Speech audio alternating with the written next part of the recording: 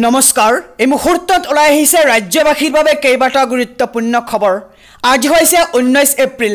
আজিৰ দিনটোতে অসমৰ লগতে ভাৰতবৰ্ষৰ বিভিন্ন প্ৰান্তৰ পৰা কেইবাটা গুৰুত্বপূৰ্ণ খবৰ একত্ৰিত কৰা হৈছে। এই মুহূৰ্তত জনাইছো আজিৰ প্ৰথমটো খবৰ। আজিৰ প্ৰথমটো খবৰেই ৰাজ্যবাসীৰ বাবে এটা ডাঙৰ খবৰ। এই মুহূৰ্তত জনাইছো আজিৰ প্ৰথমটো খবৰ। পুনৰ 3 লাখ দৰিদ্ৰ লোকে লাভ কৰিব চৰকাৰী ঘৰ। PMAY আঁচনিৰ অধীনত লাভ কৰিব আপুনি চৰকাৰী ঘৰ। কোনো দৰিদ্ৰ লোকে চৰকাৰী ঘৰ নোপোৱাকৈ নাথাকিব। দৰিদ্ৰতা নিৰ্মূল কৰাৰ বাবে চৰকাৰে ল'ব এক বৃহৎ পদক্ষেপ।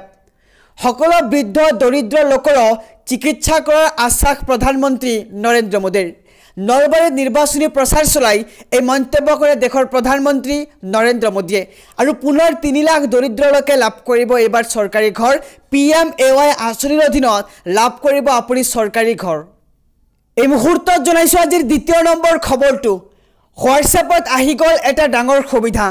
ড্ৰাইভিং লাইচেন্সৰ বাবে আপুনি যাব নালাগে কাৰ্যালয়লৈ, আৰু আপুনি পান কাৰ্ডো বনাব পাৰিব এটা মেছেজৰ জৰিয়তে। মোবাইলত হোৱাটছএপ খুলিয়েই লাভ কৰক আপুনি এই সুবিধা। হোৱাটছএপতে লাভ কৰিব ড্ৰাইভিং লাইচেন্স আৰু পান কাৰ্ডৰ সুবিধা।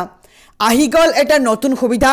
মাত্ৰ HI অথবা হেল্ল' লিখিয়ে আপুনি লাভ কৰিব এই সুবিধা।